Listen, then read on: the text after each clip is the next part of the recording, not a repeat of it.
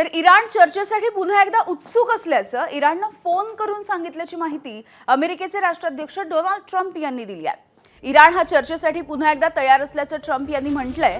Iran अमेरिकेच्या सोबत करार करण्यासाठी देखील उत्सुक आहे। इराण सगळ्या अटींवरती सहमत नाही झालं तरी देखील करार होणार नाही असंही ट्रम्प यांनी म्हटलेलं आहे। इराणजवळ कधीच आण्विक हत्यार राहणार नाही अशी प्रतिक्रिया देखील ट्रम्प यांनी दिली आहे।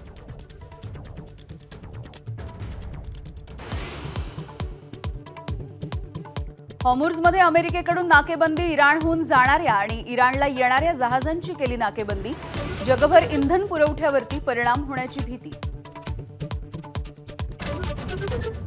आखाती युद्धामध्ये चीनची प्रथमच अमेरिकेला थेट धमकी, हॉर्मुझमध्ये आमची जहाजं अडवू नका, इराणसोबत आमचा व्यापार आणि ऊर्जा करार, चीनचा इशारा।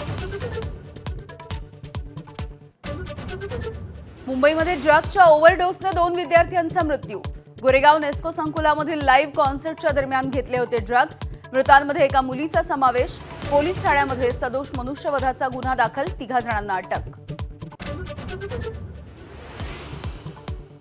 नागपूरमध्ये राजधानी एक्सप्रेसमधून 4,26,00,000 रुपयांचं कोकेन जप्त, एका महिलेला अटक। औषधाच्या 50 कॅप्सूल्समध्ये लपवून सुरू होती तस्करी।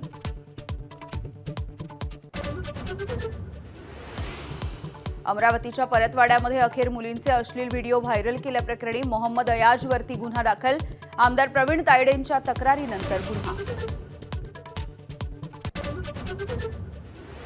नाशिकच्या TCS मधील लैंगिक शोषणाची टाटा सन्सकडून अंतर्गत चौकशी सुरू, कसलेही शोषण किंवा दबाव सहन करणार नाही असं अध्यक्ष N चंद्रशेखरन यांचं स्पष्टीकरण।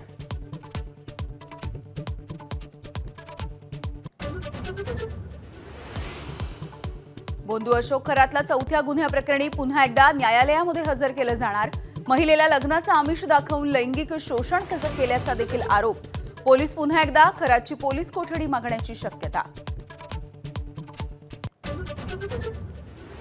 आशा भोसले यांच्या निधनाची बातमी देणाऱ्या आणि गाणी दाखवणाऱ्या जिओ न्यूजला पाकिस्तान सरकारची नोटीस, भारताशी निगडीत सामग्री दाखवण्यास केली मनाई।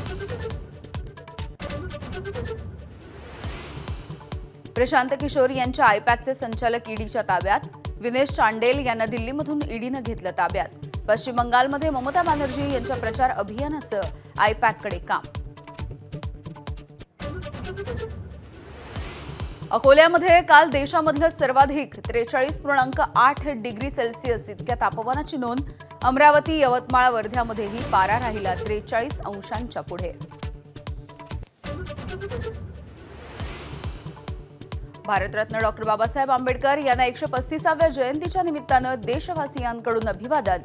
चैत्यभूमीवरती लोटला भीम अनुयायांचा सागर। एबीपी माझा, उघडा डोळे बघा नीट।